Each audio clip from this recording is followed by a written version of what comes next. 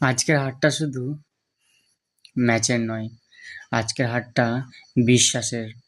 আমাদের সকলের বিশ্বাস ছিল আজকে ইন্ডিয়া সুপার এইটে জিতবে, কিন্তু সাউথ আফ্রিকার সাথে, যাকে আমরা বলি, পুরো গুহারা হেরে গেছে। 88 রানে হেরে গেছে, যেটা আমরা ভাবতেই পারি না। যেখানে একাই অভিষেক শর্মা 100-র উপরে করে দেওয়ার মতো যোগ্যতা রাখে, ঈশান কিষান, সূর্যকুমার যাদব, কিন্তু আজকে কেউ একটা ব্যাটসম্যানও ঠিক মতো রান করতে পারেনি। ঈশান কিষান পারলো না, Abhishek Sharma out of form, রানই আসছে না। সূর্যকুমার যাদব বলেছিল অভিষেক শর্মা রান না করতে পারলে আমরা দেখে নেবো, আমরা সেটা কভার করে নেবো, কিন্তু ভাই বিশ্বাসটা কেউ রাখতে পারলো না। হয়তো পিচিং লাইন ভালো ছিল, তারা সাউথ আফ্রিকা ভালো বল করেছে, কিন্তু ইন্ডিয়ার ব্যাটারও খারাপ ছিল না। আজ আবারও ভারতবাসীর মন ভেঙে গেল।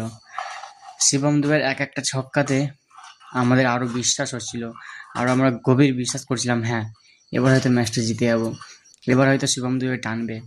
কিন্তু আর কতটা টানবে, হয়তো হলো না। ম্যাচের শুরুতেই হারের ধাক্কা খেতে হলো। হ্যাঁ, এই হারটা হয়তো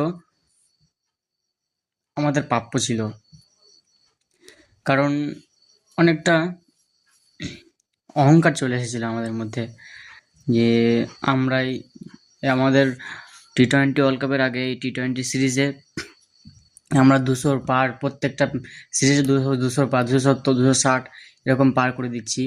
এখন তারপরে টি-20 ওয়ার্ল্ড কাপে আমাদের কি টার্গেট থাকছে, 300 পার করে দেওয়ার, কিন্তু আমরা সেখানে 200 একটা ম্যাচও পার করতে পারিনি। 175 হায়েস্ট, সেটা আবার পাকিস্তানের বিরুদ্ধে। কেউ ভালো ফর্ম নেই, আর কেউ ভালো খেলতেও পারছে না।